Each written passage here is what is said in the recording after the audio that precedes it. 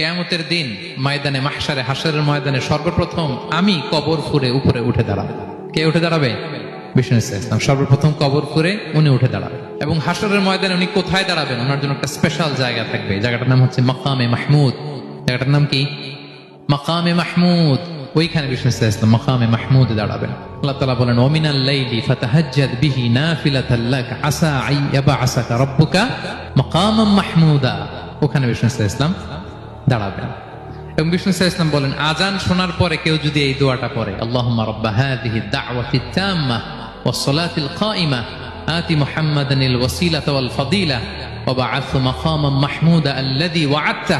এই দোয়াটা যে পড়ে আজান শোনার পরে বিষ্ণু ইসলাম বলেন হাল্লাত লাহু শাফাআতি ইয়াউমাল কিয়ামা। কিয়ামতের দিন তার জন্য সুপারিশ করা আমি নবীর জন্য ওয়াজিব হয়ে যায়। কিয়ামতের দিন ময়দানে মাহশারে হাশরের ময়দানে সর্বপ্রথম আমি কবর ফুরে উপরে